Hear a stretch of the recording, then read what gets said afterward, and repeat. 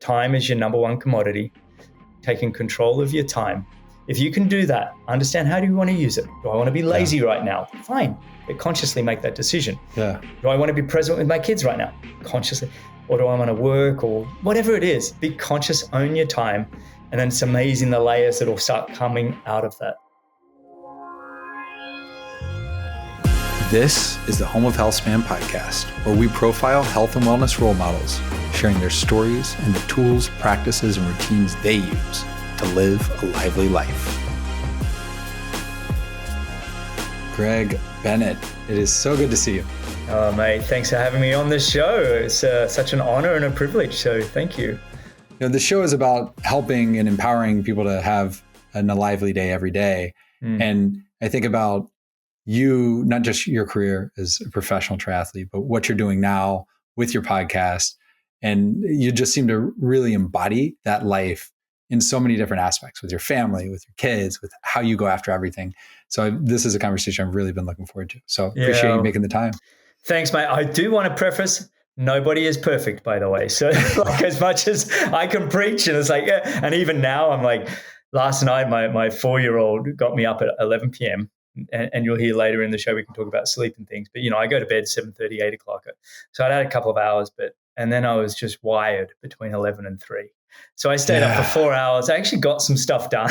Okay. And then I went to bed for an hour and a half and then got back up. I still get up no matter what, get up at the same time. And the only reason I bring that up is so people can understand, look, as much as you'll hear me say, yeah, I go to bed at 8 and I get up at 4. And it's like, look, sometimes stuff happens, right? And you just got to roll with it. And I've got to the point, even in my own life, let's look at weekly totals of sleep rather than nightly, just to remove the anxiety, right? It's like, it's okay.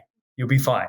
That makes a lot of sense. I mean, it's the idea of strong convictions loosely held, and it's strong routines flexibly adhered to, maybe. Well done. I like it. Yeah, there's something in that. I think we can package that. Well, speaking of packaging, the idea is to really understand your life, some of your practices, some of the things that you do that you really find helpful. And we typically start with where the guest is most known for. And with you, I had a little bit of a hard time because obviously you had this 27-year career as an athlete. And so you think fitness, right? Like 2-time Olympian, world number 1, like all of this. But now it may be even more of a mindset, right? In terms of what you're bringing to the world with your show, how you're profiling guests, how you're having these conversations. So I wanted to give you the option of where you would like to start between those, whether you want to start on the fitness side or more the mindset side. Well, I think they all build upon each other. It's like one of my favorite people on the planet Earth is Arnold Schwarzenegger, right? And what I always loved about Arnie is he just kept building upon himself. He was the bodybuilder and then the businessman. And then he got, famous for obviously being the greatest movie star in the world in the 80s. And then he, married a royalty, an American royalty, Kennedy. And then he, went on to become governor. But they all built upon them. So it's kind of like looking at myself as a podcast host or entrepreneur or tech space or whatever it is these days. They've all built on the fact of my athletic career. Yeah. And so it probably is good to rewind the clock, is what I would say on my show, and just give a little bit of background to sort of where my mindset and mental strategies come from. For sure. So just a quick recap, I started the sport of triathlon in the mid 80s when I was a teenage kid, trying to get through those insecure years, and then I found the sport of triathlon, and the triathlon family was just so welcoming. It was so full of like A-type personalities, people just trying to get the most out of life. They were trying to squeeze the most. And I just felt like I had a real sense of belonging there. And for me, it was a way to hang my identity onto something that was empowering for me. I had some ability. I was a reasonable runner. I'd never won a running race in school or did any of that, but I loved and I was passionate about trying to be better and do better. I didn't love swimming, biking, and running, but I loved the sport of triathlon, and I loved it being a tool that allowed me to try and become better at something, to peer over the edge of where I've never been before, and that constant testing and striving for where I haven't been before I just really gravitated towards that. And the magnetic group of triathletes that were around me, it fueled you with that same kind of like, this is an amazing group that all want to get the most out of life. Yeah. And so for me, my passion in the sport was there very early on.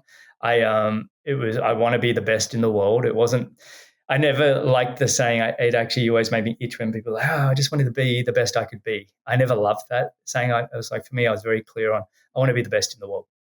And the reason I point that difference out is it's not that I wasn't trying to be the best. There is probably limitations to what you can potentially do physically. You can't put in what God left out, but it was also the way I would race.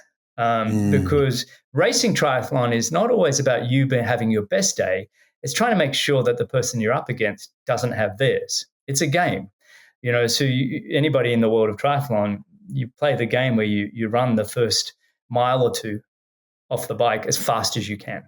Like for me, it'd be dropping a 4:30 mile for the first mile, even though it's a 10 kilometer, right?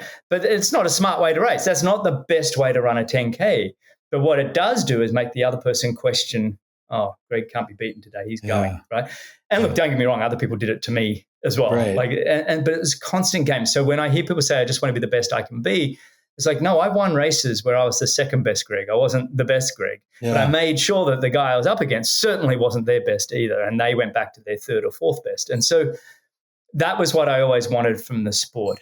But it was really in 2000 when Sydney got the Olympic Games. It was the first time triathlon was going to be in the Olympic Games. Yeah, I remember watching. I was ranked number 2 in the world. I'd won the Sydney World Cup in the lead up to it, and had 3 podiums leading up to it.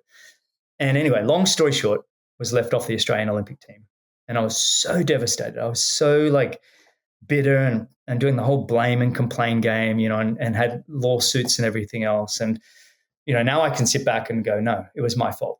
Right? With perspective, you go, no, I could have done better. I could have prepared better. But when I was in that moment, I was very down, and I almost decided to retire at that time. And I'd been a professional for 10 years, and I was like, anyway, a good mate of mine, Simon Whitfield, said, Greg, why don't you come over to Victoria, Canada and help me train? I'm on the Canadian Olympic team and I need a training buddy.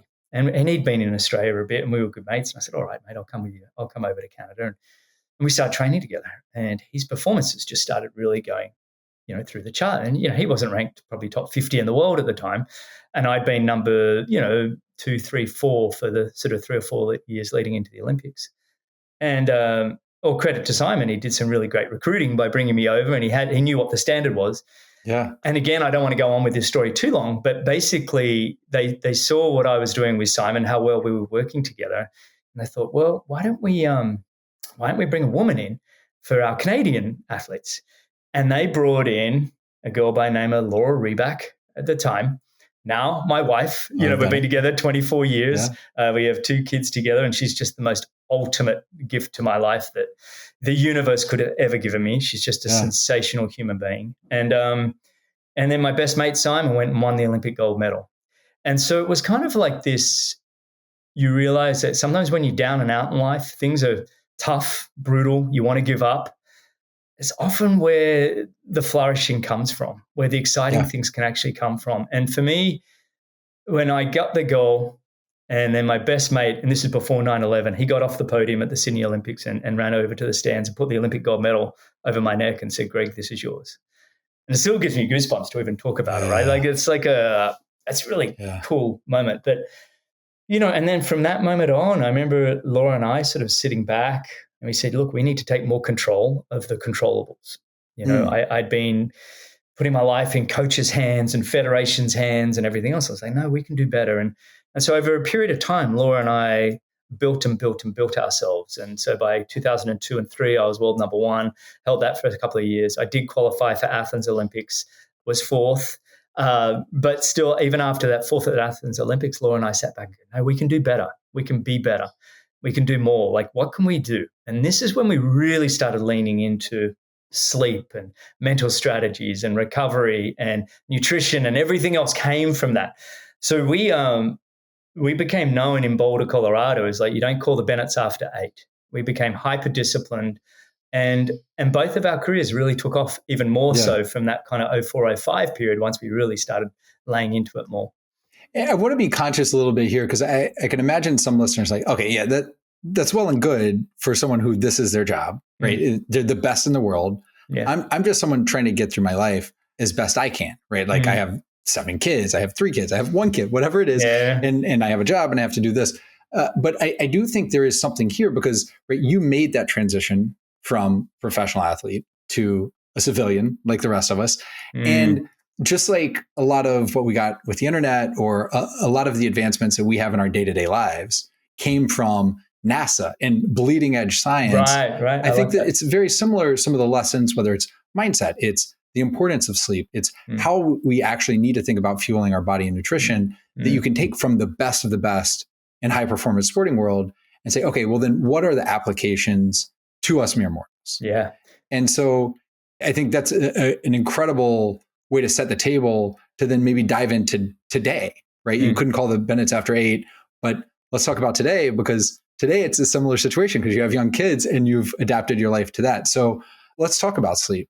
Yeah, what is your sleep routine? And I know you showed me another time we were catching up the Apollo that kind of helps you get to sleep. I got the Apollo Neuro on right now. It's set for social.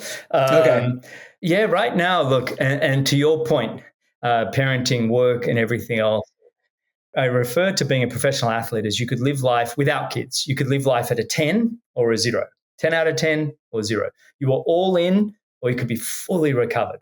Parenting, work, and all these other things, I kind of feel like sometimes you're living between at max a 7 or 8, but you never quite get to 10, and you're never fully off. Like as a right, you can't. Yeah. You know, like I was up for 4 hours last night with a 4-year-old, right? It's like, so I obviously didn't get my proper recovery score, but this is parenting, and you kind of go.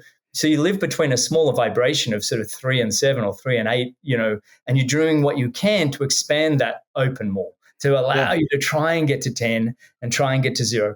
And for me, that's where you go, okay, what can I control? Yeah. All right. Start with sleep. Great place to start. I can start with sleep and go, all right, I put my kids to bed 7:30, they're asleep. Now, I can either go dumb down and watch some Netflix for an hour or whatever. And to fairness, some people wouldn't need that, and that's fine. Or I can go to bed.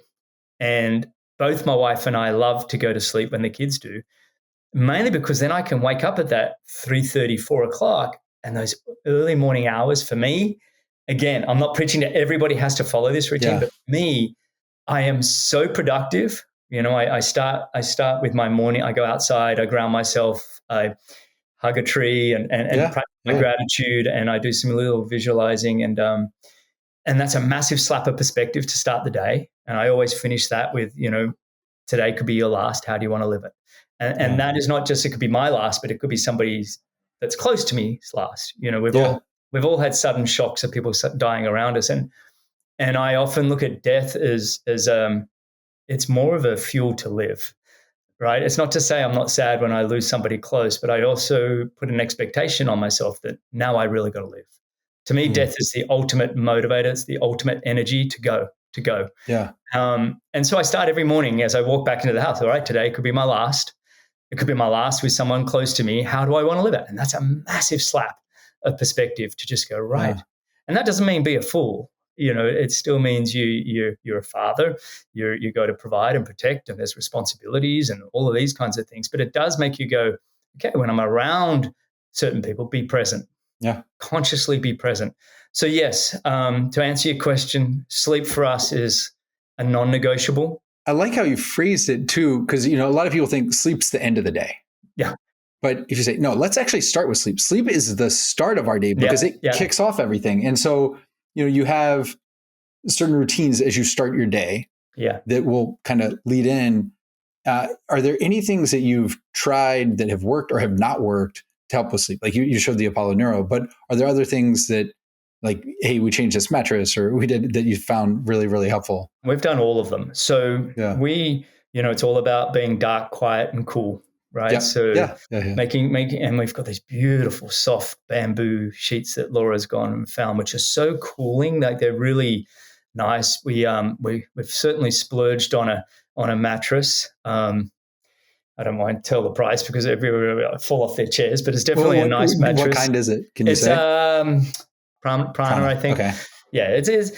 And I've done a difference. I've done the cooling top mattresses, the cooler. I've done those, but I was traveling a bit back and forwards to Boston to a mutual friend of ours, Ed Baker, and I had that coming. And because I was traveling a lot, I actually found I felt really uncomfortable on hotel beds because I was so used to the cooling topper that I actually decided to wean myself back off it. Oh, I did wow. like it. I did like Yeah. it, but then I'd rather just get cooler sheets, keep the room temperature as cool as we can, but not so cold that kids are getting sick. We have one air conditioning for the whole Oh, house. yeah. So it's kind of just Yeah. making sure, we're in Florida. So, we live in air conditioning, not my favorite thing in the world, but trying to keep it cool, have a light fan going, very quiet. I've got earplugs in always. What kind of earplugs? I recently switched to the wax ones Oh, myself. did you really? What do you like? You like those? Yeah. I do. Yeah. And they just kind of Ah. plug in, close it off. So I'm curious. Yeah, no, look, I've been just doing the foam ones, but I'll check those Okay. out. I haven't actually explored them terribly. Some nights I actually take them off. If I've been called up with one of the kids to lie with them, I actually, again, I've trained myself to be, if one of the kids wakes me up at 11 p.m. or middle of the night or whatever, Yeah. rather than being pissed off about it, again, I say to myself, how fortunate I get to lie with my 4-year-old son right now. Yeah. And so I often take my earplugs out just to listen to him Yeah. and listen to his breathing, and he'll say, "Daddy, I just want to snuggle." I'm like, "Yeah, let's do it," because I know this isn't going to last. This moment where he thinks Dad is awesome, it's like I'm very clear that I've got this little moment in my life, Small and then window. the next few years he's going to be like, "Okay, I'm out of here." So I try to embrace those times, even if it does mean I'm going to be in second gear for the day or the days ahead. So it's worth it though. Do you do an eye mask at all? You said dark. I don't do an eye mask. No, I think my wife does, but I think we've got different. I think my eyes are, when I close my eyes, it's really, really dark. I don't know. Maybe my eyelids are super dark or something, but I've never had to do that. And I find it very hot on my face. So I don't like to wear even some of the cooling ones we've experimented with.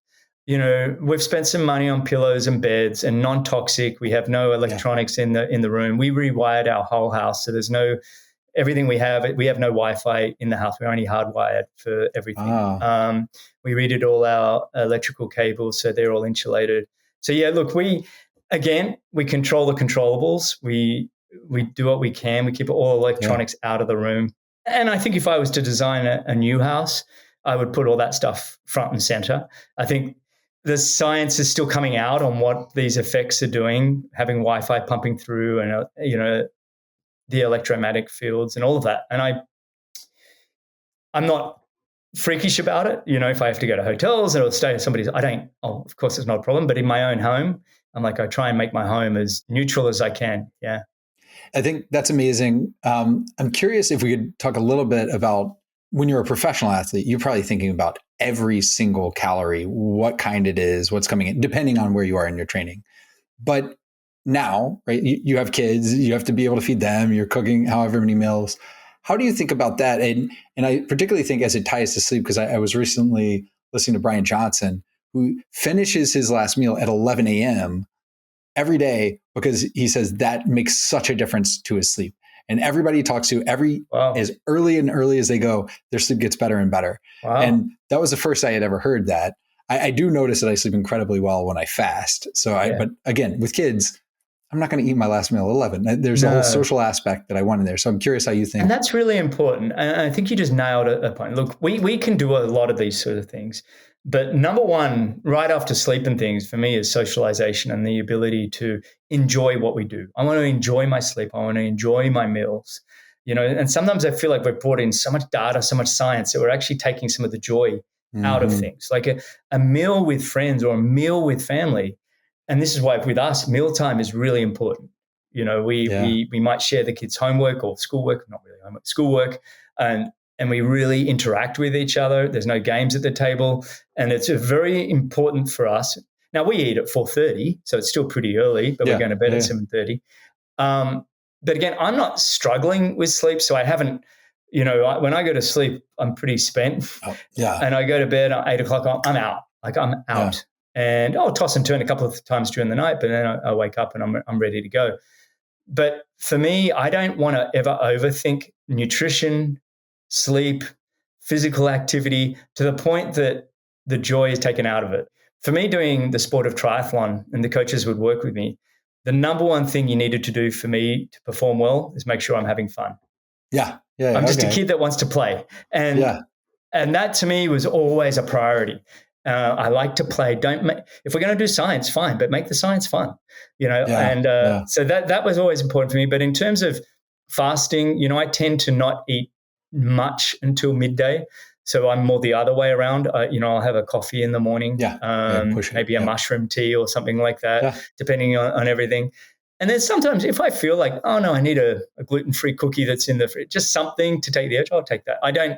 I'm not a hardcore, don't eat for 16 to 18 hours. I've done that, but I've realized I don't know that I have to do that to feel better about who I am. And I have a bigger lunch than I do at dinner. So I tend to have my heavier proteins at lunchtime. And then we've just started transitioning more to that, where at dinner, it's more veggies and salads. And if we have a protein, it's lighter. Yeah. Okay. It sounds like very whole food based. So it's animals and it's plants. Again, you do the best you can, right? Like you do the best. We eat out. Right. I'm not, if you said, Greg, let's go have a beer and grab some dinner and we're going to this random, Cheesecake Factory or whatever. I'm like, okay, whatever, let's go. But for the most part, we'd prefer to eat in, cook some good meals at home. Laura does most of the cooking now. So of course I love it. And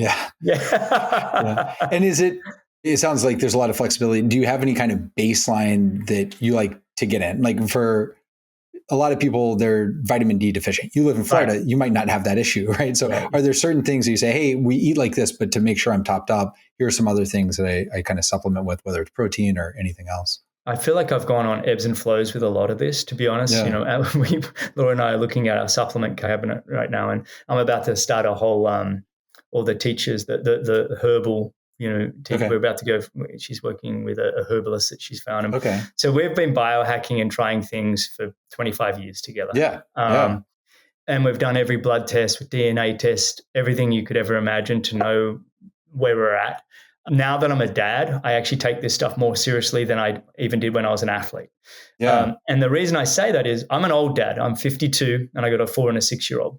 So I feel very responsible for the fact that I never want my kids to be looking after me on my deathbed. Like my health span has to be amazing and then I die, right? It's like, I don't want my kids in their 20s and 30s looking after me or Laura, because we lived our lives to some degree selfishly because we had kids late in life. And so for me, I have a heavy responsibility in the sense I need to make sure that my health span is off the chart. That makes sense. I don't need longer years. Well, longer years would be nice to see my kids grow up. I'll take some more. But I mean, like I always say to my mates that are like, oh, I want more years. I'm like, well, does the world want you for more years? Like really? Does the world want you to have we live in a years, narcissistic world where they're like, well, I'm going to live to 150. I'm like, well, ask the world. Do they want how badly you? They need you? So look, for me right now, in terms of looking at supplements and those kinds of things, I'm trying to get most of it from eating as whole food as we can. Now, you and I both know when we're still missing tons of stuff. We do filter our water through about 5 different filters. Like and then we aerate it, and our water is we do a lot to our water. Okay. Yeah, I can send you a whole heap of things. Yeah, I would love to see all, because we don't have. We have to filter our water pretty extensively here where I live as well. So knowing some of the extra ones we could do. Yeah, but it's good. It's become, you get used to it. Like anything at first, I'm like, oh, what a chore. Having to fill out this huge jug and then put it over there and then we put it into and then we add all, we have this thing called quintons, the basically saltwater electrolytes. And so we take quintons. I take a strong amount of quintons every day. So our electrolytes are very high. I kind of feel like that's going to be the new trend in nutrition. Everyone's going to be talking more and more about electrolytes, more and more about herbs.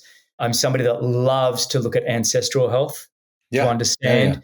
The only problem with doing that is, like you would say, if I'm living in South Florida, well, hang on, I'm living in air conditioning. So that just screws up everything, right? Because otherwise, if I was just living outside here in Florida, I'd be eating what nature provides you in Florida. Right. So crocodile, alligator meat, coconuts, whatever it is, fish, and that would be the diet that would actually be perfect for my body in these conditions. But because of environmental toxins and the way we now insulate ourselves from the environment, and then all these foods are flowing in, it's hard to get to know yourself and what you need. But I love referring to ancestral health to figure out the big questions. Well, it's a tricky one because we might not live where our ancestors evolved too. That's so the other part. The we DNA might have level. evolved slightly different. Yeah, it's really complicated. 100%. You're right. It's like the idea of invasive species. Like, well, at some point we all invaded. Exactly. It's just like where the clock starts. I was talking to a couple of mates at the gym the other day, and we were talking about training. We were talking about what kind of training we should do. And I said, look, you're about 250 pounds. This guy's built. I said, look, the way you should be training is like, think about it. If we were going back into our ancestors and we were going out to attack the woolly mammoth. All right. I said, you're the guy up front with the spear and you're already in. And I said, see that little guy over there? He's 5'5" and he's built like a gymnast. I said, he's the one we catapult onto the back of the woolly mammoth and he's stabbing him. And I said, me, with my endurance background and now I put on a bit of muscle, but I said, I'm the guy that has to run the meat back to the village as quick as possible. Right. Yeah. Or the scout that's actually looking for the woolly mammoth and running back. And so the way that we all need to train, the way that we need to operate, like when we're fighting the woolly mammoth, these big guys, they need to walk there slowly and then fight hard, right? Yeah. And so the way they train should probably resemble the way that they're built, right? I might be wrong. This is how I like to look at it. I get it. I guess my pushback there is that also you're playing into the average life expectancy was like 27. So that was like, live hard, die young, leave a beautiful corpse mentality. But these guys I'm talking to are all in their 50s. So you're right. Okay. It's a little different. Again, I think I like to refer to ancestral health as a guide to sort of understand some of the questions that we're looking at and how do we used to live. And somebody even said to me the other day when we were talking about this and said, everybody says we've got to sleep 8 hours through the night. If we look at our ancestors, somebody had to be up to keep the fire alight, or somebody was always on lookout, or it's like, and I think we can, as much as the science is there, David Sinclair and everybody else saying we need to sleep 7 or 8 hours, I get it. But I think it's also okay to understand that it's not a given and you're not going to have a terrible day if it's not a consistent 7 to 8 hours. Oh, that's true. That it's okay that you were the one that were on lookout and keeping the fire alight, one night a week or whatever it is. Yeah, you got to lower the pressure. Otherwise, you're going to have the anxiety of it and be the guy keeping the fire up for 7 out of 7 nights, right? So you actually, you bled a little bit starting on the fitness side. What is your fitness routine now? How do you go about it? Yeah. It's a funny one. I look back on who I was for one, and it feels like a completely different human being. In all honesty, I'm like, I don't remember even that person. I retired 8 years ago, but the kind of training and what we used to do and the speed in which we did it blows my mind. It really does, because it's like and I'm not meaning to pump myself up in this sense. It's just more, wow. But I always said humanly possible. But now I remember when I retired, I was like, I really just want to be a guy that puts on some muscle. I felt like for 30 years in the sport of triathlon, I never forced myself to be lean. It was lean through the training adaptation that you did. But I was like, my brother was a professional rugby player and he was built strong and fast. He was a real athlete. He was actually, his career wasn't very long. It was rugby. But I always looked at him. It was just like, he was powerful and he was, he could tackle a Samoan head on and just an awesome athlete. Yeah. Even when we went to the boat shed when I was young and he was stroke of the first fall in the boat shed, and I went down there to row like my brother, and I was a coxswain. I was a little guy and I was put in the coxswain seat. And then when we played rugby at school, he was always first 15 and all the way through he was in the A teams, and I was 13Es. And I loved rugby, but I just never grew. And so I had this life where I'd always wanted to be more of a fast, powerful athlete and strong and almost like a normal guy. So when I retired from sport, I started hitting the gym pretty hard. And realized I really love lifting weights. Chin-ups and pull-ups are just my bread and butter. And so I've spent the last, 5-6 years focused heavily more on the gym, doing less aerobic. I do some aerobic, stair steppers. When we go to Australia, I bring my running back up because I enjoy running around Sydney Harbour and that kind of thing. But I find Florida a little dull for running. I love Florida, but for running, it's just not my favorite place in the world. And when I used to go up to Boston, I'd always run with Ed along the Charles River and stuff. And it was just those places I'll run, but I don't really feel the need to have to run. The problem is when you're an ex-professional athlete, everybody wants to say, what could you run a 5K in now? Everybody, and then I'm like, look, I really don't think I could break 20 minutes for 5K, like maybe with a month or two training. But but nor is it something that I want to do. Like I love now, like I like feeling strong and hitting the weights. Do you have a program you follow, or you just design it yourself when you feel? I design it myself or work out with guys. One area I said I really want to work on in 2024 is my mobility. I think I've avoided mobility more than I should have. It's because it's just not an area I enjoy. And my fascial system is rather tight, which was good for being an athlete. I actually think it wound me up. So I generate a lot of power by having a decently tight fascial system. Yeah. But now as I get older and I'm 52 and I'm kind of see something on the ground, I'm like, oh, I'm going to bend down and get that. I'm like, okay, that is not good. Like, so mobility is one that I've got to work on. Laura and I play tennis against each other 3 or 4 times a week. So that gives me my start-stop training. And I found tennis to be amazing for just a good little workout. We're both incredibly competitive. In fact, we're embarrassed by almost throwing the rackets, and we're terrible. Our behavior is terrible. And I think she's a little worse than me even, which is hilarious. And for everybody listening, she's also a multiple Olympian, and she was world number 1 for a little bit as well. So we love each other dearly, but we don't like to lose. Edge. Yeah. So look, and then in terms of timing, I used to get up in the morning early, go straight to the gym. I've realized that my brain is mostly on in the morning. So I really enjoy that time between 4 and 6:30 before the kids get up to work. Yeah. That's when I'm really on. I'm so productive. I can do 2 hours of work in the mornings worth 6 hours later. It really is that much better. So then we got to the point we'll have breakfast with the kids. And after I work, have breakfast with the kids, drop them off at school. And then Laura and I go to the gym together from 8 until 10. Nice. And then I have no meetings until after 11 in case we want to play a bit of tennis. So meetings between 11 and 3. So that's my window of work, and then I never take a day off. So if I'm working like in sport, I never like to take, a day off. I'd always do a 30-minute swim or a 5K run.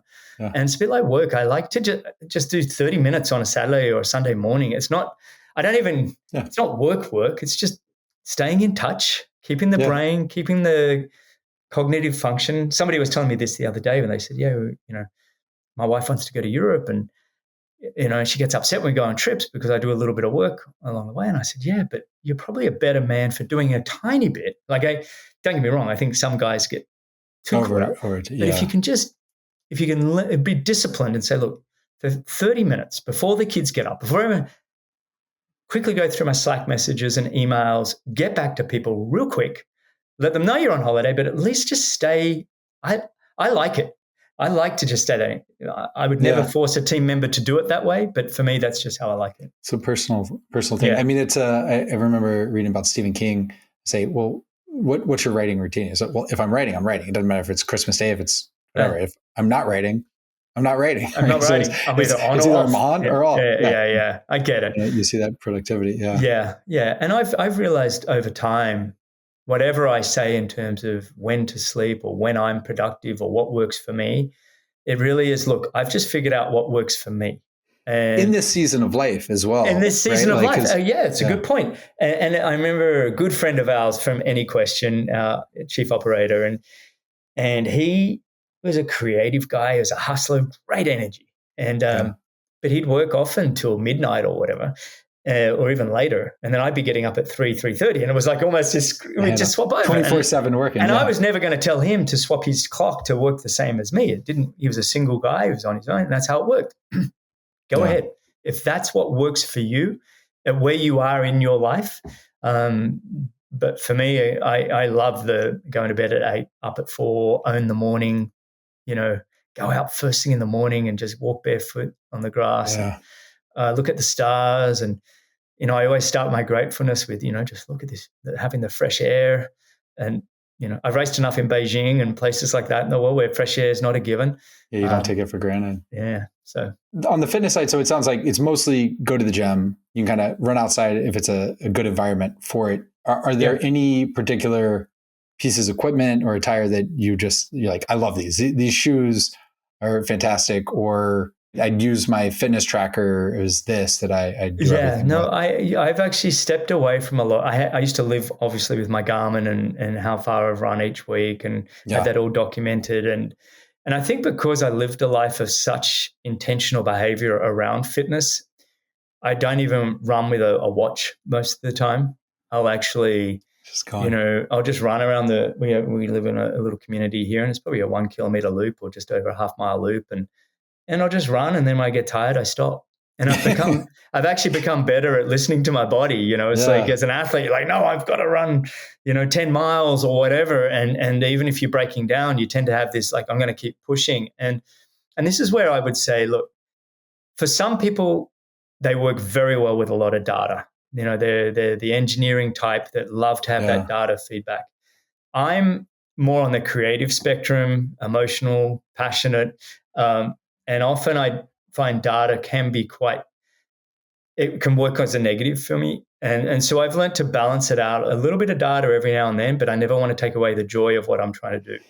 It comes back to that playfulness you were talking about, right? And this is really playing into your personality, just like, they're the night owls versus the early birds. And 100%. You and I, and it may be the swimming side, right? We got to go get to the pool early in the morning. That's right. Of course. Right? That's right. So Bowles High School swimmer. It makes you a great swimmer, by the way.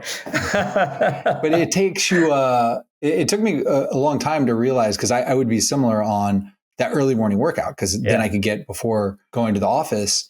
And I don't remember if it was when my daughter was born. It was the same thing. Wait, I'll use these hours because I need to be here with her. And I would get so much writing done. Like, wow, I'm really productive. Like, am I using my best brain power in the gym? You're the same. You're the same then, yeah. And then I started doing the gym in the afternoon. And like after lunch, where I would normally have this lull post-lunch, I was like, it's like 2 different work days. I get 2 bursts of this like 2-hour window. Well, that's when I would go for a walk in the afternoon. I love, like, right around now. So we're recording, we started recording 2:50. I'm pushing it. Yeah. Like around this 2:00. And this is why I say to people, don't think of it as exercise or physical training. Just go for a 15-minute walk. I'm telling you, it'll change your life. Go for a 15-minute walk, splash some cold water on your face and get back to it. And it's amazing. If you want to medicate in one simple area, don't think you have to drive to the gym, that you must lift massive weights, that you got to just go for a 15-minute walk, splash some cold water on your face. That little bit, it's like, it changes your life. It really does. Yeah. And don't go with headphones. Oh, yeah. Just walk. Walk. Clear thought. It's awesome. If I can, I want to circle back to a little bit where we started, because these two can often slip in the 5 pillars, on the mindset and the social connection and purpose. And so on the mindset, I remember a friend of mine, another bull swimmer, 5-time Olympian, world record holder, said, all the medals, all the trophies, those were trinkets. The real gift of my athletic career was the mindset it left me with, and the mental training that it gave me, and going through that transition. Right. And life is lived in the transitions, right? We have these milestones, but life is lived in the transitions. Tech entrepreneur, I know you're working on something pretty exciting right now as well. How do you think about that mental side now, the stress management? I mean, getting up early, having kids, right? There's a ton of joy there, but there are undoubtedly stressful moments as well. I don't know as much about the Apollo Neuro. I don't know if that helps. You're like, hey, it's on social, so maybe that helps. But you have your grounding and the prayer in the morning, the different pieces. How do you think about that? I think you and I are pretty fortunate that we got to have sport young. And if you're a parent right now and your kids, if there's one gift you can give them, I do think sport and the discipline, the dedication that comes from it, it really does lay an amazing foundation for success. Like, I've had discipline. I grew up in an all-boy family, and it's like discipline is it's at our core, right? And so I would say discipline is probably the number one thing I got out of sport, right? Where there's discipline around what time I get up, what food I eat, do I go training? And the beauty of that is I don't have to have those debates in my head that often. My debates aren't very loud. When the body wants to be lazy or it wants a break or whatever, okay, if it wants a break and it wants to be lazy, it's very intentional. I take control. And I've got to the point, the last few Sundays, I've started going, I like 2 hours in the afternoon on a Sunday to watch the final day of golf. I've got a couple of mates there watching the golf. Okay. And it's like, and I'm like, but it's an intentional regulation of let's go down. And I say to the kids, I don't want to see you. I don't want to play with you. I'm not on for you right now. but it's owning those moments. And I think in sport, we, for sure, were very intentional about what we wanted, what we were trying to achieve, and everything mattered.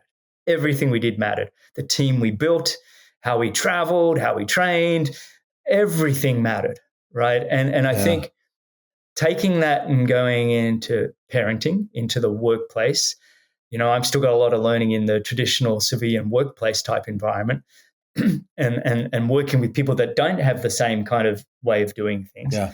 Because I wasn't in a team sport either, it was an individual sport. So that's been a shift for me to learn. But I think the greatest gift I have is that I've always asked myself, do I know who I am? Do I know what I want?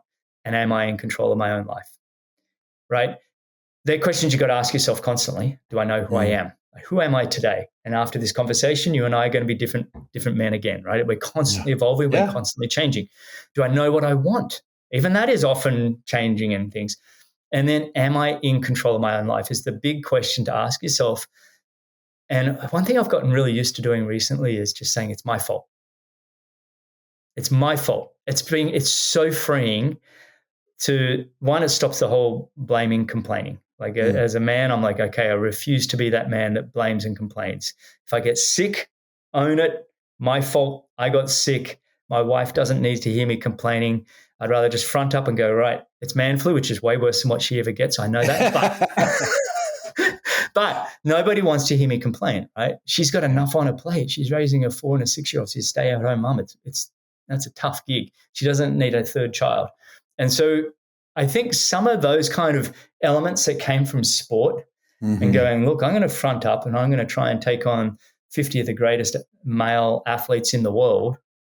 You can't be turning up blaming and complaining. You got to own yourself. You got to be intentional. You got to have discipline. You don't care, right? It's like a mini battle. And I've done 500 plus of these mini battles over time that I think it becomes ingrained that you got to own yourself more. Again, I say all of this with I'm not perfect.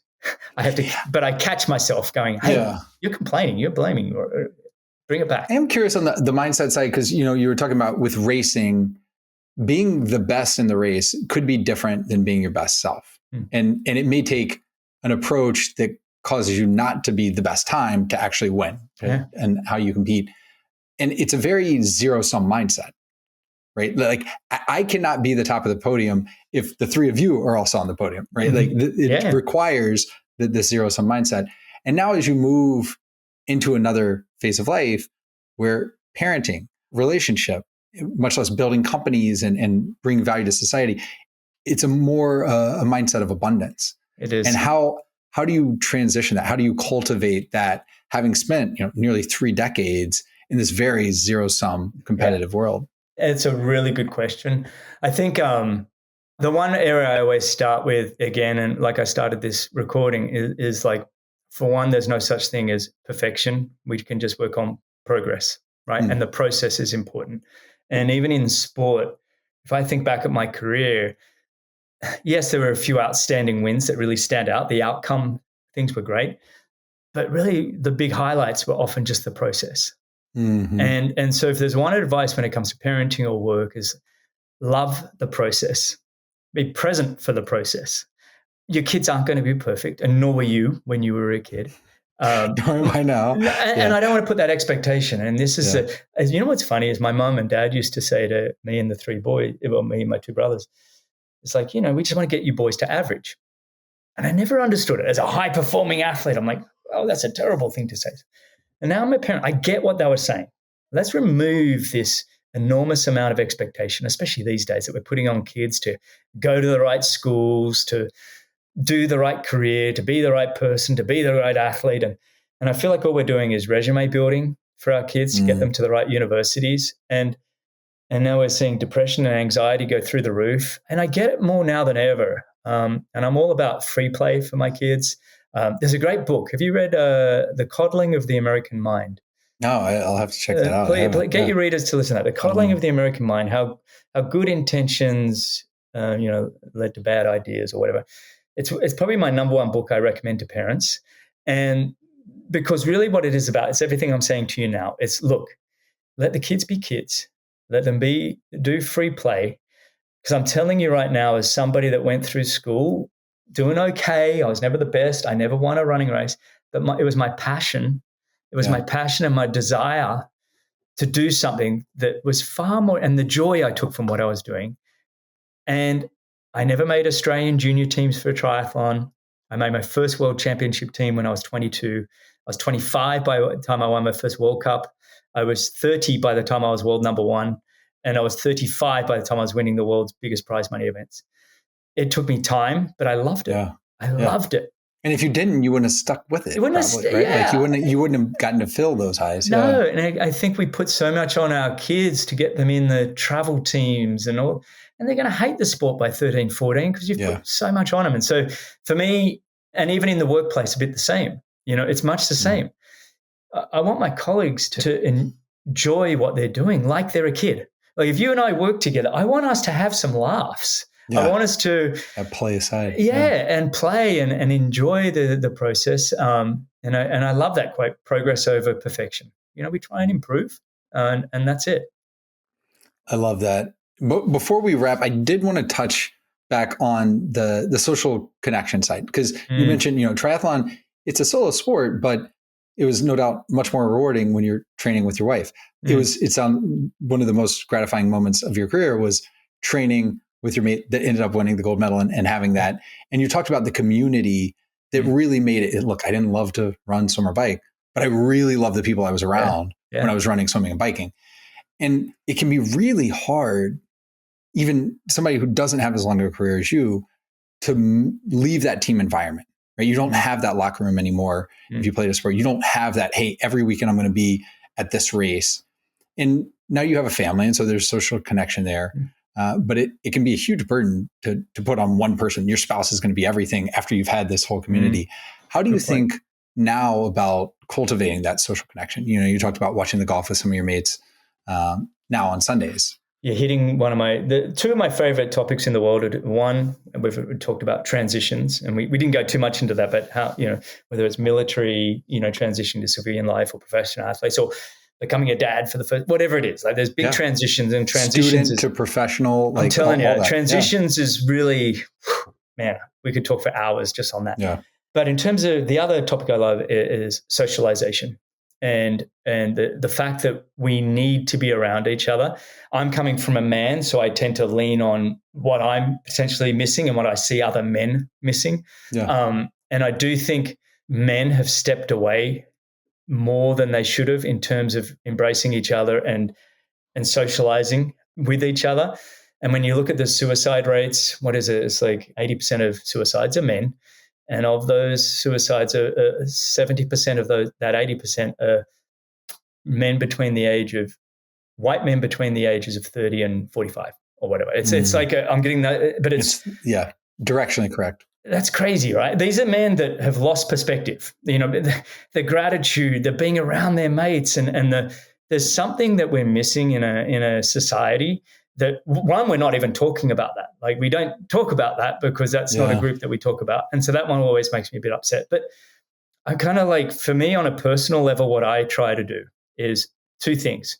One, even this year, I started this year reaching out to 25 mates and said, look, we're doing a Zoom call, booked them in my calendar. 1 hour, no agenda, just catching up, right? Yeah. And then I try and keep it ongoing, probably looking at quarterly, just to keep touching base with them. I'll be the one that'll take the reins to say, I'll set them up. I'll text them, I'll put them on the calendar, I'll do it. Yeah. Right? The other one I've done is I've set up a thing called Fireside Fridays with Greg. So anybody listening to my podcast can book in to have a chat, male, female, doesn't matter, like anybody. Yeah. And I chat with two people every Friday for usually about an hour each person. That's amazing. And so what it is I'm listening to this. I get as much from it as the audience or the fans do from my show. Yeah. But I'm really conscious about the human connection. Now, don't get me wrong. I wish we were doing this podcast in person. There's something way more gravitas about that. But the importance of conversation, listening, for me, that's been a big thing I've had to work on, but listening to, people, what they're going through, their stories, their journeys. Being a podcast host now in my 5th year, I've spent all my time listening to remarkable people's stories and journeys. Yeah. And what I've realized doing these Fireside Fridays for the last 4 or 5 months now is everybody's got a story. Everybody's got an incredible journey. Everybody. And I had one guy say to me, "Oh, Greg, it's so great that, you open this up to talk to us ordinary folk." And I said, "Mate, what you've just told me and your experiences and what you've done and what your son's doing." And I said, "Don't you dare call yourself ordinary. You're living an extraordinary life." And I am so grateful to have started this Fireside Fridays. I'd love it to almost go viral. It's one of these things where I feel, I don't know if it's an age thing, but if you've been through something and you can be a mentor, or if you can just be an ear or a thought board, and just open yourself up 2 hours on a Friday, you'll change people's lives by doing it, and they'll change yours, Yeah. I love that. Yeah. I love the intentionality. I love the impact and the purpose behind it. Right. So you have that social connection with the purpose behind it. Yeah. Well, Greg, I want to be respectful of your time. I know I'm encroaching on walking time. This is no. This was in my calendar. It was all sorted. I'm good. I really appreciate, obviously, the Greg Bennett Show, for people who want to hear some of these amazing conversations you've had with people on the social. It's at the Greg Bennett Show, I believe. Anything else you want to share? Look, I think listen to you and what you guys are building. I think if there's one thing that I want to leave with is understand that time is your number one commodity, right? Really control your time. And it's what your TED Talk was all about, which I love. That's why you and I resonated so much. I was like, oh, Andrew, we're going to be great mates, because it was understanding, taking control of your time. If you can do that, understand, how do you want to use it? Do I want to be lazy right now? Fine. But consciously make that decision. Yeah. Do I want to be present with my kids right now? Consciously. Or do I want to work, or whatever it is? Be conscious, own your time. And then it's amazing the layers that will start coming out of that. So, mate, this has been really cool though. Really awesome. Love what you guys are doing. Big fan. And hope we can do maybe one of these again in the future. Yeah, I would love that. Thank you so much, Craig. All right. Cheers, Andrew. Thank you for joining us on today's episode of the Home of Healthspan podcast. And remember, you can always find the products, practices, and routines mentioned by today's guests, as well as many other Healthspan role models on alively.com. Enjoy a lively day.